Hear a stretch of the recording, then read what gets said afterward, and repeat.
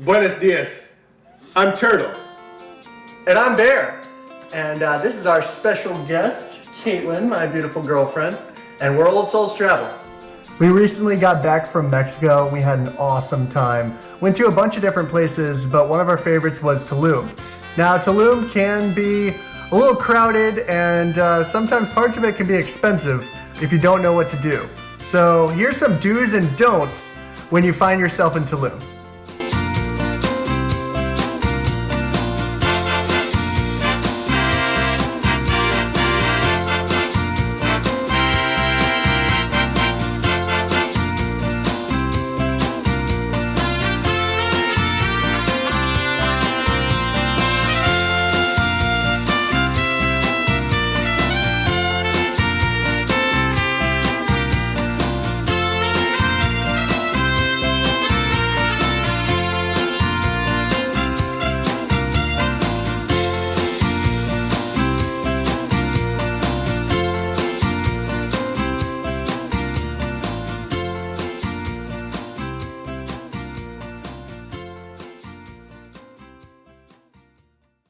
Our first to-do is eat local food and try the local drink. We had a lot of really good food in Tulum, and I think our favorite was probably the street food. It usually is. Yeah, it is. I specifically remember the pollo asado. That was really awesome. It was like a whole chicken, and then it had some rice and a bunch of yummy vegetables, and everything was so seasoned well. It was really awesome. Yeah, you could smell them driving down the road, and then you see all of the sizzling chickens, and they're cooking them as a whole chicken and flipping them over, and it's very inviting aesthetically. Yeah.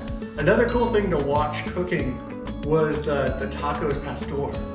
Yeah, they kind of look like a gyro. Yeah, right. But then they turn on that flame and it'd be like, and get that nice scorch on the outside. And they were only 63 cents a piece, which I thought was really good. Yeah, especially if you're a broke law student like me, 63 cents a taco feels pretty good. We had like 10 of them a piece. They were little, but man, they were so good and they were so inexpensive. And a glass of beer with it. Oh yeah. man. And it was really good. And so when you are there, definitely do try the local food, and specifically the street food, especially if you're on a budget.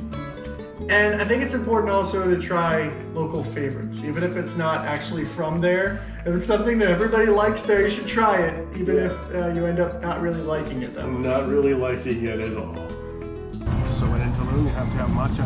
We couldn't find the place for like Instagram thing, but I've never had matcha before, so we'll see if I like it very matcha.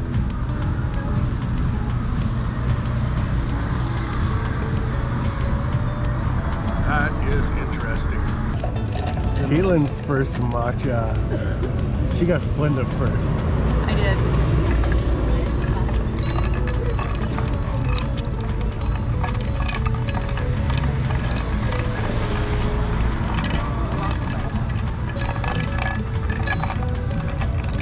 Let's see if he loves it very much. Imagine I won't, but let's try.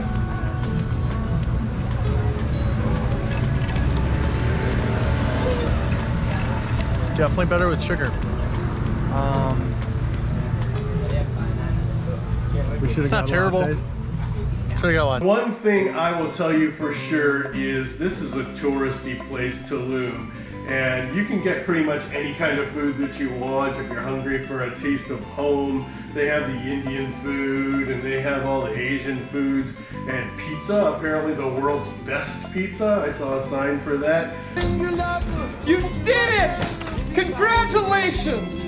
World's best Slice of pizza. Great job, everybody! It's great to meet you. Hi. Come over here, boy.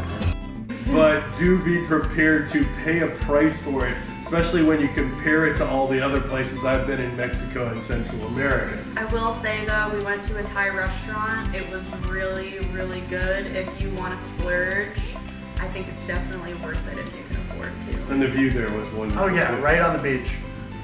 So So I was a little apprehensive of having Thai food while we were in Mexico because it seems kind of sacrilegious. But we found that Mexicans cook the best Chinese food, and they do a pretty darn good job of Thai food also. This doesn't really taste like anything that I've had in Thailand, and I actually kind of like the difference. There's a whole lot more cilantro, and it feels kind of like Mexico meets Thailand. Yes, the food is expensive, and I would argue that that meal was probably worth it. But I wish that our experience with food and drinks on the beach the other times were as good. Because we went to one place and had some really subpar mojitos. Only thing that made up for it was I was on the beach, but I mean at $12 a piece, not really worth it. But luckily, our taste for the alcohol on the beachside wasn't completely ruined because we had some bomb margaritas at the place with the Thai food. And here's a little tip. If you have a chance to get buy one, get one margaritas, get two.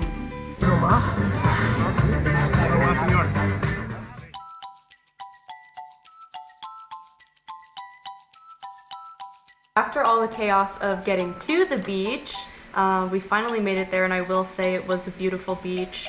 It's not nearly as crowded as the streets, you know, what you would expect. The sand was gorgeous, the water was gorgeous, it really was stunning.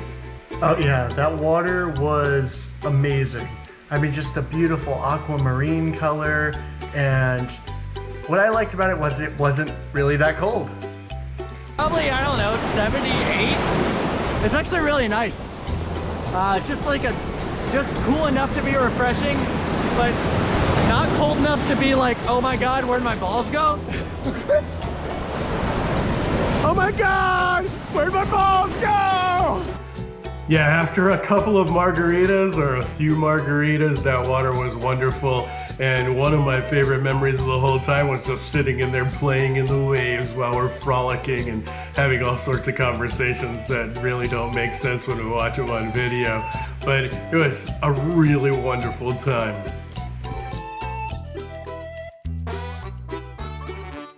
And after your fill of that, you can walk all the way down the beach to the far end where you can get in the water and see the ruin. But you can kind of see it over my shoulder, and it is absolutely wonderful. I wish that I was a little bit closer so it would really remind me of when I first fell in love with Maya archaeology.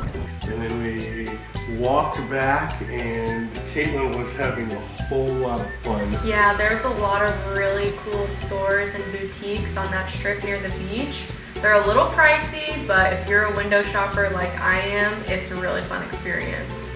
Yeah, but speaking of that strip there, absolutely our number one don't is do not drive down to the beach when it's crowded. So early morning, like after sunrise, don't drive for like 3 hours. And then when you're getting close to sunset, just don't drive for 3 hours because you're really just not gonna move. It's really like our extra little bonus due is rent a daggum bike, man. I saw people with the bikes and they were making like 10 times better time. Yeah, absolutely. And they didn't have to worry about dinging a rental car. It just stressed me out the whole damn time. Yeah.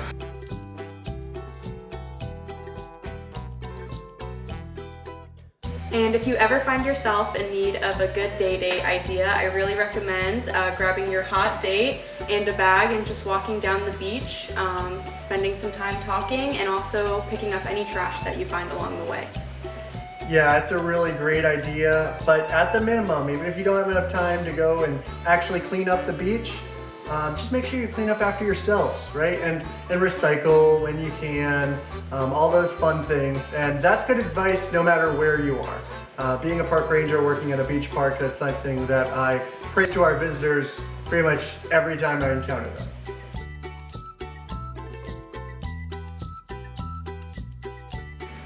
But one thing to not do is contribute to the problem. And everybody knows that if you throw down your water bottle or your cigarette butt, pet peeve of mine, that you're contributing to the problem. But also, sometimes when you support a supposed eco resort that doesn't use turtle lighting, and that rakes and throws away the sargassum that the baby turtles are required, you're kind of contributing to the problem. And I know we would hardly ever advocate being part of a demonstration, but we did do that here.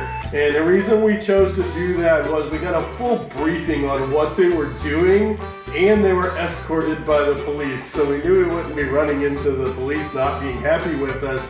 But they were having this large music festival, and they had put up all these portable toilets, and they'd been tearing down a bunch of the vegetation in their national park to do a music festival. And I don't want to like come really hard down on music festivals, but there's a time and a place for them. And if you want to use like an industrial already destroyed place, or you want to do this in a place that isn't damaging nature, then go on with your bad self. But if you're going to do it in a place like a national park, then you deserve for some people to be pissed off, and these people were pissed off, and I fully supported it. Absolutely. Que le demos seguimiento. El municipio respete los sellos. Por favor, no más ecocidio. No más.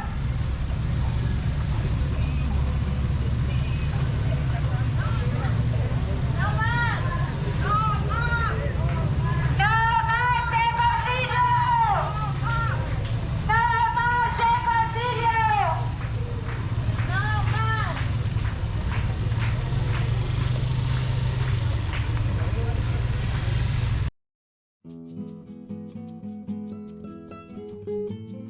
When you go to Tulum, there's a lot of different spots that you should stop at and take Instagram pictures. It's this little sign up here, and it says "Follow that dream." And we'll show you a little clip show of us taking pictures with it. Oh, snap. And if you follow your dream to Tulum, make sure that you got a nice outfit on and you take some of those fun Instagram photos. I know I had a lot of fun posing and acting like a weirdo, having some fun. There was a couple of those spots, you know, not just the follow that dream side. And there was the angel. That was fun. The angel wings were really pretty. Honestly, there's a lot of good Instagram spots in Tulum. I'm sure you've seen plenty of them on Instagram. You can find a lot of hidden gems everywhere, not just the popular ones you see online. Yeah, and they know that a lot of people come there for that. So like all the resorts have some little picture thing too. And there was this cool tunnel that was really nice to look at and would make some really fun photos. But no matter how cool the photo place is, don't pay for it. I know specifically the famous picture with the statue and the guy with the lungs. It actually costs money, and not to mention you'll have to wait in line for like an hour. So I mean, if you're into it and you really want to take the picture, go for it. But in our opinion, you know, it's just not worth it. And it was pretty expensive too. It's not like it was a cheap fee. Yeah. One of the things that I love about Central America and even developing countries in general is that shopping in the downtown areas or the markets or whatever is a fun experience. And if you go there and you pay the prices they have on the tag, you're kind of doing yourself a disservice, and they're going to think a little less of you. So you can negotiate there, and you can usually start at about 50% of the price.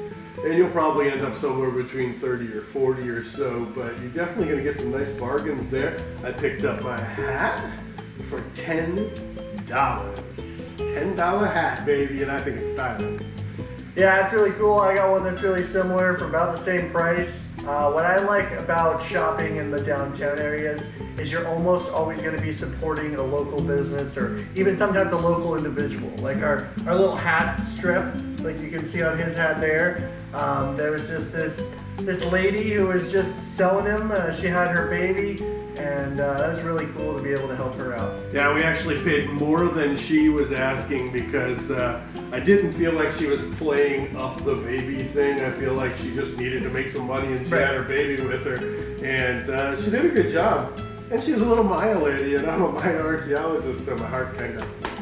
We paid way too much for it, and it was awesome, you know? It was almost like beachside prices. One thing about the beach side, it's very expensive, just like the food and the drinks there. I mean, if that's your budget and you want to spend that kind of money, then by all means go for it. Otherwise, I would say it's just a good place for window shopping and passing the time and just kind of getting those Instagram-worthy shots, because the boutiques do set themselves up for Instagram pictures. And if you wanted like this designer thing, right? You could get the designer thing at home for less and then bring it over. And if you want a local thing, like seriously, the hats down there were like $50 and they didn't want to negotiate. So you're talking about 5 times the price of what I got it for. So if you're there to shop, certainly do it downtown. And even if you can get out of Tulum, they were even cheaper in Valladolid.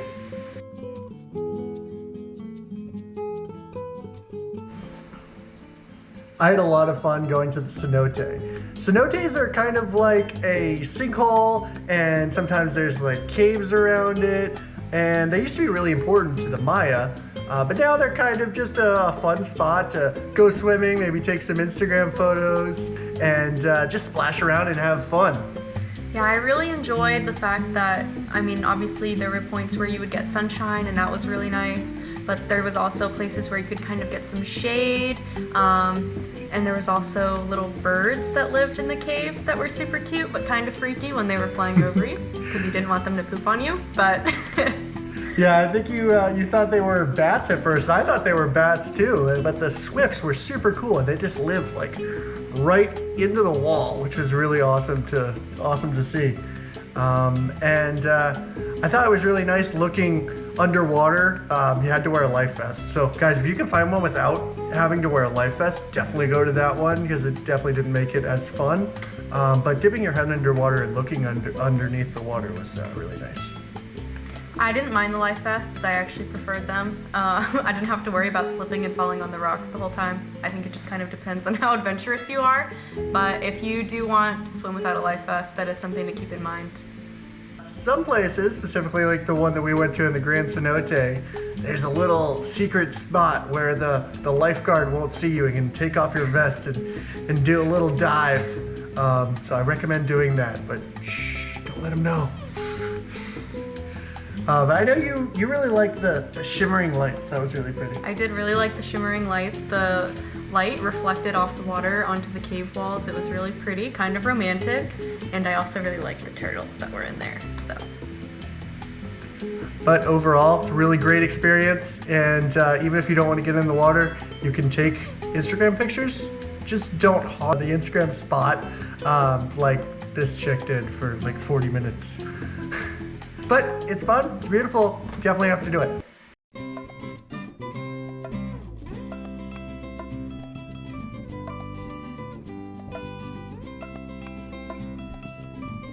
So we're here at the Grand Cenote, and just to keep everybody updated, they have almost doubled their price, so now it is 300 Mexican or $15 US, and you have to wear a life jacket. So we were here, it's freaking hot even though it's the middle of December. So we have decided we're gonna actually go in, but just if you're thinking that it's gonna be 180 like it is all over the internet, that you're gonna be able to swim around and look all sexy without your shirt off, which I don't do anyway, then think again.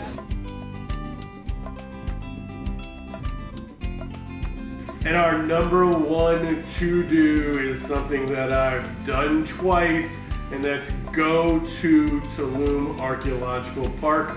This place is magnificent. Finding this type of an archaeological site in that environment is not something you find very often. And it was so inspirational to me that I changed my entire career and became an archaeologist based on experience at Tulum about 12 years ago. But you have to stick with us till next week to check that out. So if you came on to watch about the Tulum Archaeological Park, you gotta watch it next week to be able to see the stuff on that. Absolutely, yeah. Tune in next week. We're gonna go through Tulum, go a little bit about the history of it. Once again, why it's important to Dad, to Turtle. And that's not the only thing we have. You know, we're gonna eventually be getting to some of our other trips, You know, we're going to talk about Chichen Itza, and then we'll talk about some of our trips even further back, like Spain and Portugal, and Dad went to Puerto Rico and Panama, and eventually we'll even get to our most recent trip, which was Greece. So stick around, follow, subscribe below so you never miss a beat, and as always, Find yourself on the journey.